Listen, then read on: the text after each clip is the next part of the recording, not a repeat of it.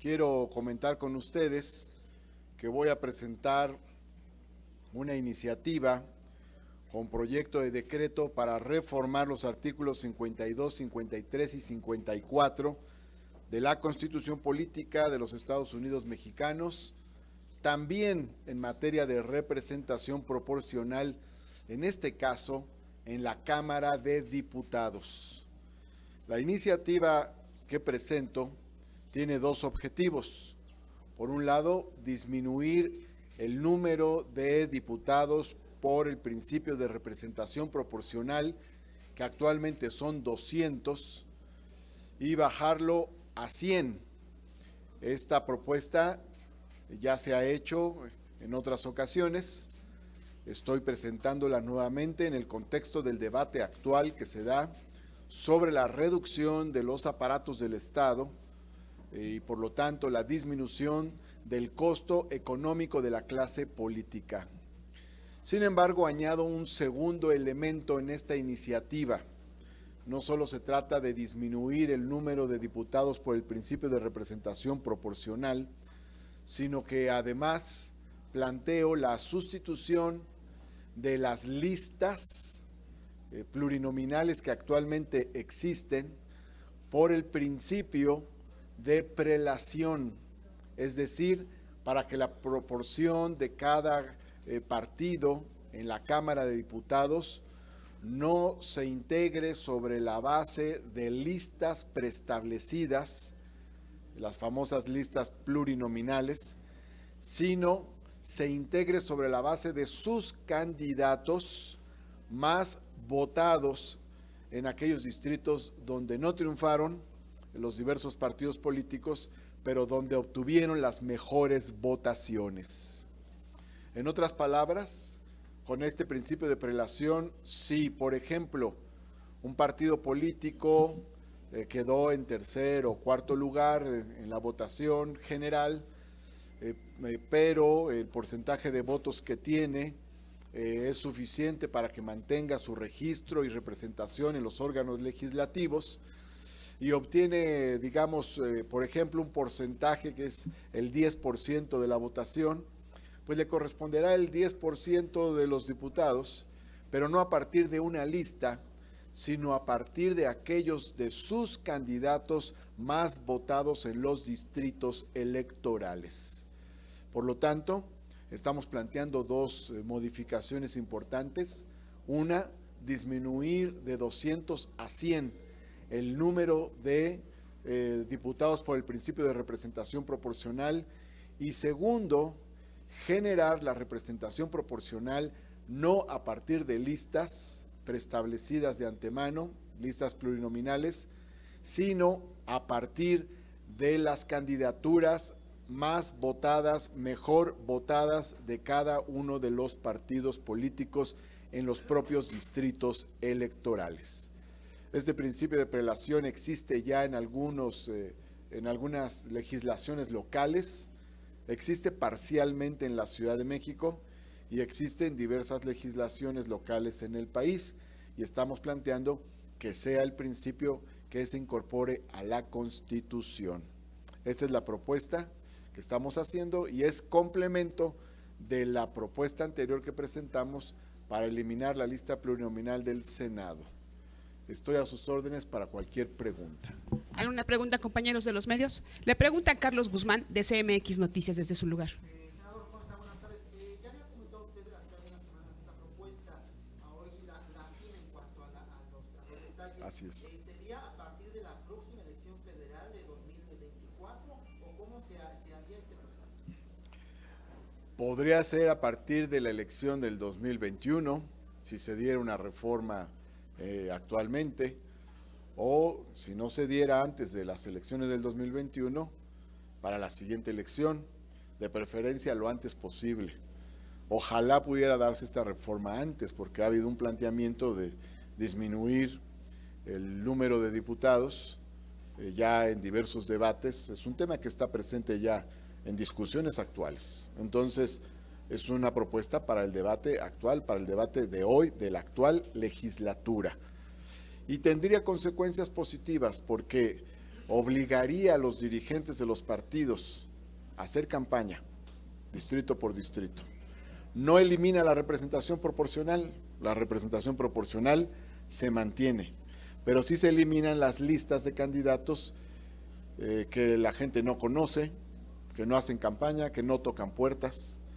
Esto ayudaría a enraizar territorialmente de manera más eficaz a los diversos partidos políticos, no perjudicaría a los partidos minoritarios y en cambio sí beneficiaría a todos en la medida en que se obliga a hacer campaña territorialmente casa por casa.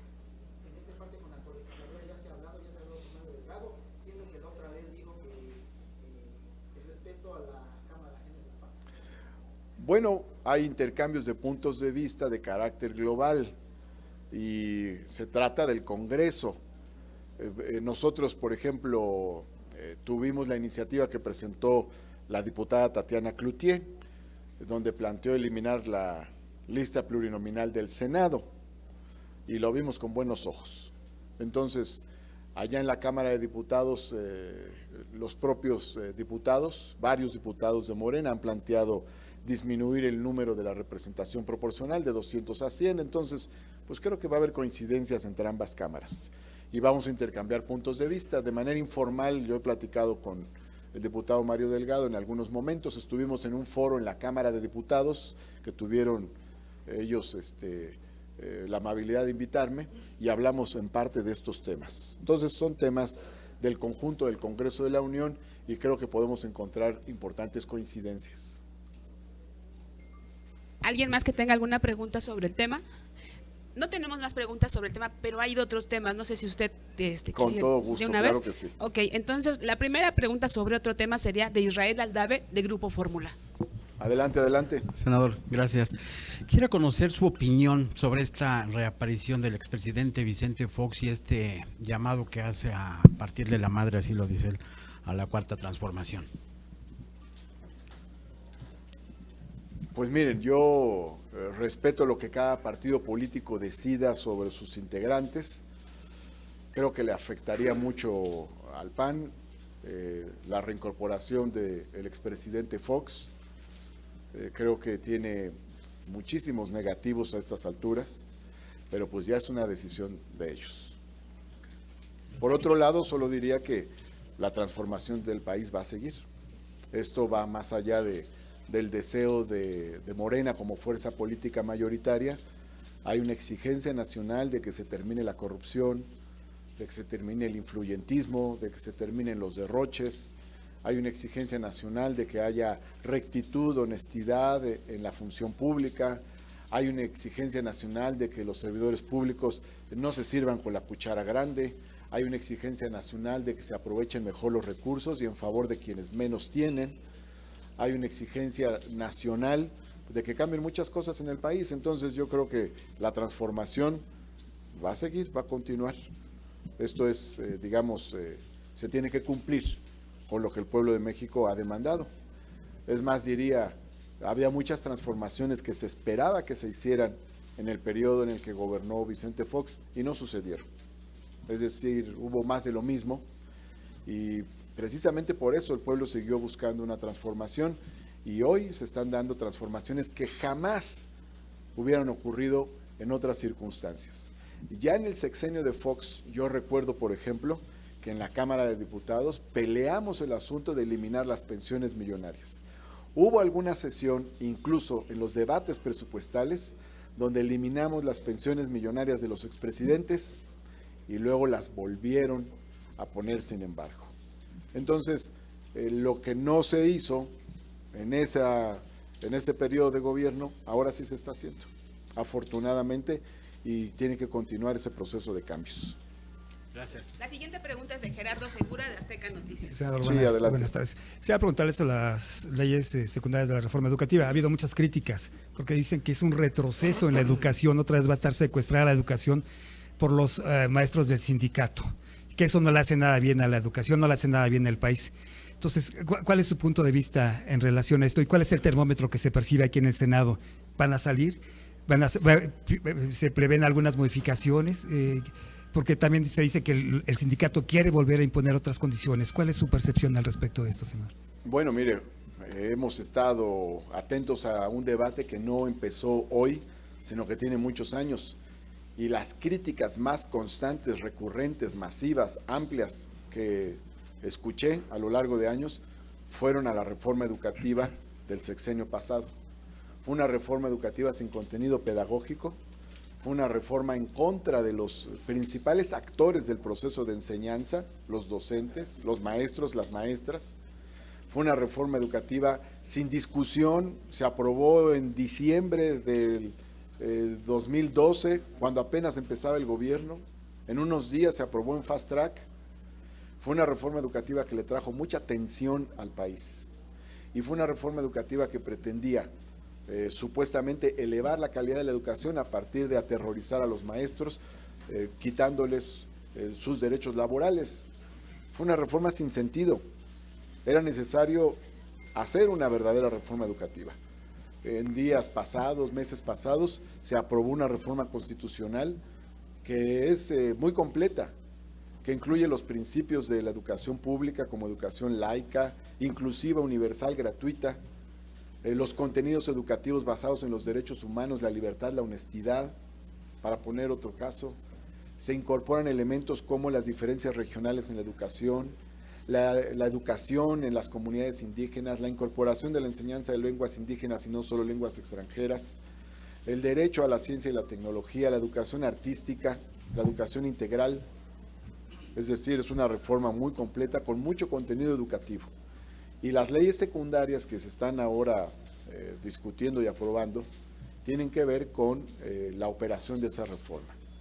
Creo que es muy importante que ya no haya una evaluación punitiva, persecutoria contra los maestros, sino un sistema de mejora continua de la formación docente. También me parece muy importante que estos principios de universalidad, de gratuidad, se vayan estableciendo en todas las líneas y por supuesto que también es importante tomar en cuenta los derechos de los actores de la educación. Los derechos, por un lado, de los alumnos y alumnas y los derechos de los docentes. Entonces, creo que en general lo que hemos visto de lo que aprobó la Cámara de Diputados está bien.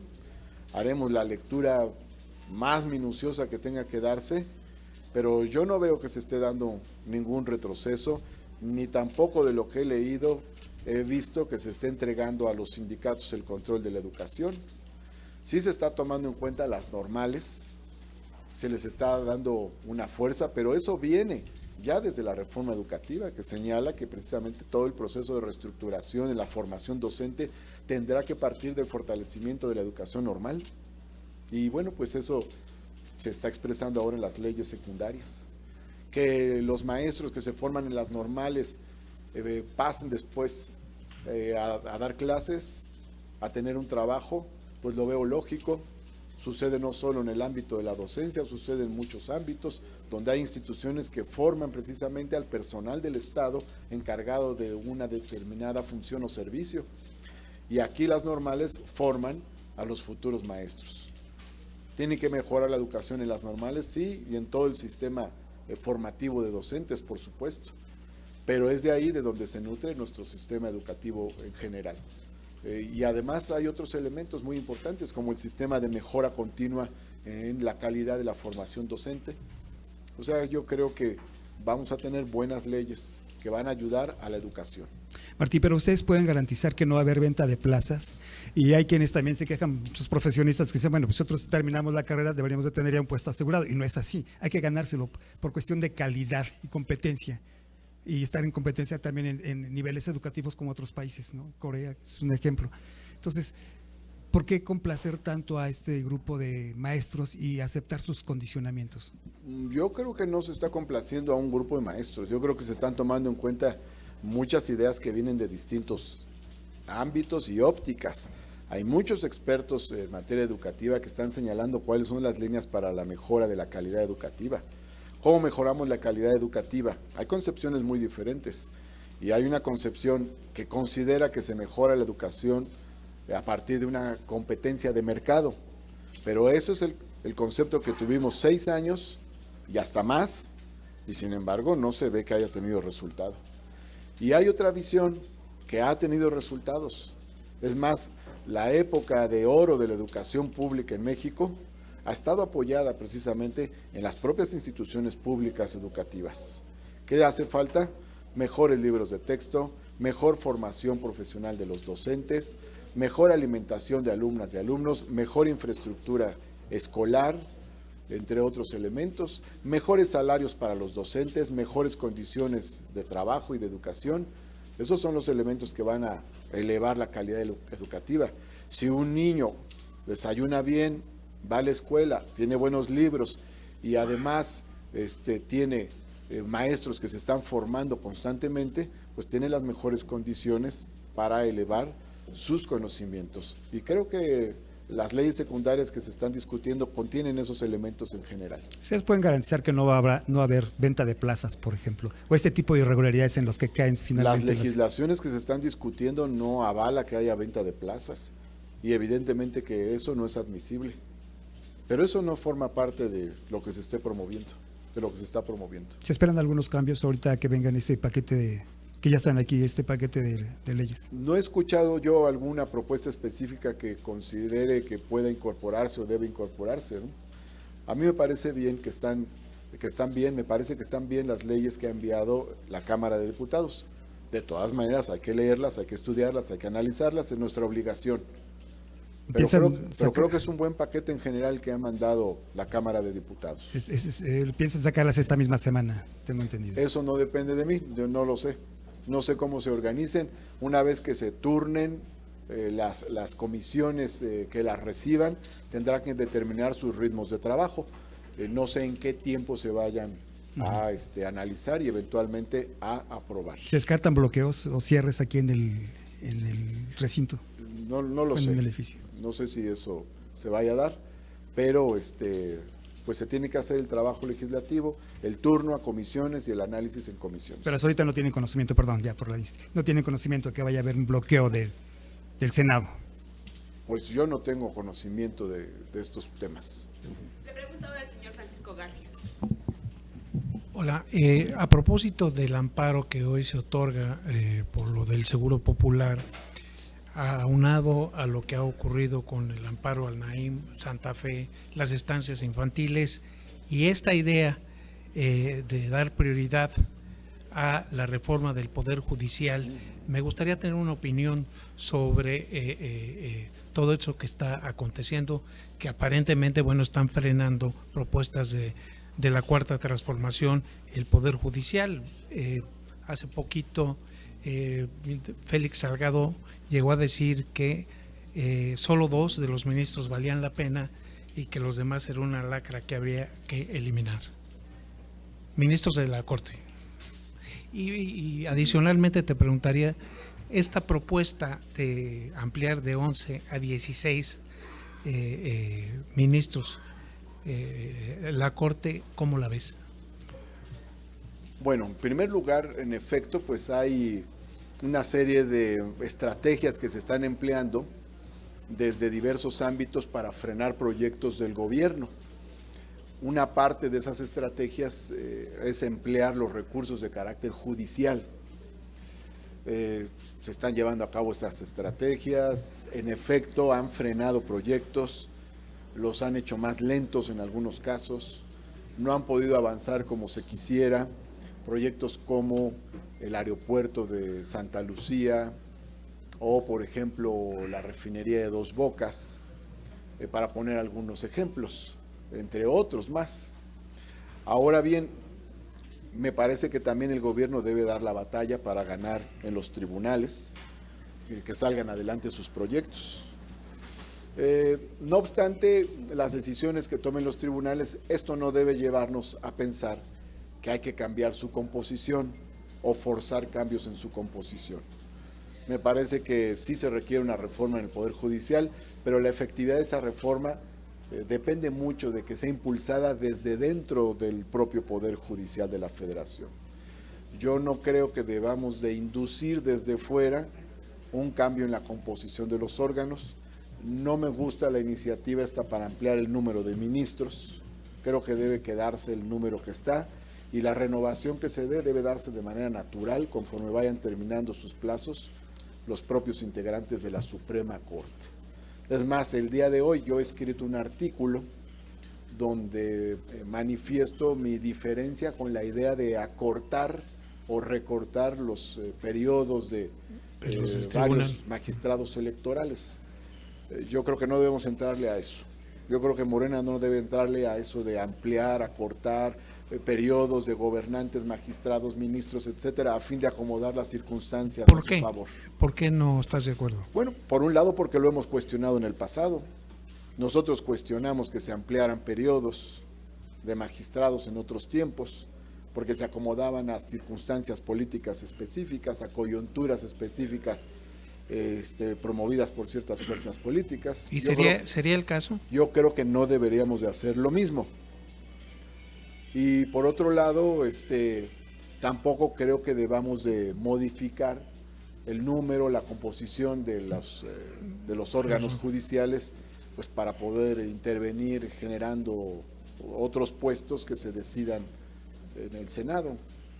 Entonces, creo que la renovación que se dé de los cargos en los órganos judiciales se debe dar de manera natural y con las reglas que están. Y por otro lado también creo que se debe dar la batalla en los órganos judiciales para defender los proyectos. El hecho de que se combatan estos proyectos no afecta al gobierno de la República, afecta finalmente a la gente, afecta a la economía, afecta a la inversión pública. Hay una buena parte de la inversión pública que está parada y obviamente esto tiene un efecto en el desarrollo económico. Entonces, creo que el gobierno debe dar la batalla para ganar en los tribunales sobre estos procesos y creo que también hay que concientizar que quienes los impugnan ante los tribunales no están afectando al gobierno, sino a la sociedad. Muy bien. Finalmente la pregunta Mayolo López, de Reforma. Gracias. Senador, en Morena se desechó la posibilidad de que con una encuesta fuera elegido el presidente del partido. ¿Ve usted el riesgo de que a la hora de elegir el partido con votación abierta el partido entre en algún problema de falta de legitimidad? Y segundo, el periódico publica hoy una nota que da cuenta de que Morena ha tenido un tribunal electoral a modo pues desde que se hizo del poder. ¿Usted comparte este criterio? Y también la iniciativa que 3 de sus compañeros, Germán Martínez, Rubén Rocha y Cruz Pérez, a favor de reducir el periodo de 2 de los magistrados electorales, ¿usted comparte esta iniciativa?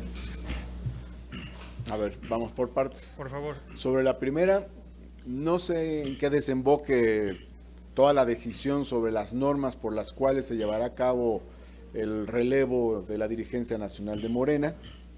He tenido una opinión prudente sobre todo este proceso interno en Morena y voy a hacerme llegar mayor información para dar un punto de vista sobre eso. Entiendo que es una discusión que no ha concluido, pero si tenemos algún elemento que aportar, pues lo haremos. Ahora bien, sobre el asunto de del Tribunal Electoral, no veo yo que haya estado siempre coincidente con las posturas que tenga Morena o el gobierno de la República. Es más, hubo una decisión del tribunal que fue muy contraria a la postura de Morena, que fue el caso de Puebla, para poner un ejemplo. Entonces no veo yo que siempre se haya coincidido con la postura de Morena. Y creo que con el tribunal pues podrá haber coincidencias en algunas cosas y discrepancias en otras. Ha habido discrepancias con decisiones que ha tomado el tribunal también. Ahora bien, por otro lado, sobre la iniciativa de acortar el periodo de los magistrados, no creo que sea lo mejor. Yo creo que es mejor la postura de la certidumbre jurídica y de la certidumbre institucional. Porque si se van a estar cambiando los periodos de los magistrados conforme cambian las coyunturas políticas, pues lo que estamos haciendo es negar certidumbre, estabilidad a las instituciones. En este caso, instituciones que tienen que tomar decisiones sobre los procesos electorales. ¿Sería mejor que se quedaran las cosas como Desde están? mi punto de vista, no veo conveniente esa iniciativa. No creo que sea correcto porque se parece mucho a lo que pasó en Baja California, ¿no? A la inversa. En un lado se amplía el periodo, acá se recorta el periodo, pero detrás de ambas decisiones está buscar que las cosas se acomoden a las necesidades que tiene la fuerza política mayoritaria, y no creo que eso sea correcto. Eso nos quitaría autoridad moral históricamente para cuestionar un movimiento de este tipo en otra coyuntura. Gracias. ¿Alguien más, compañeros? Ya no tenemos más preguntas, señor senador. Muchas gracias, que tengan bonita tarde. Gracias, senador. Hasta Igualmente. pronto.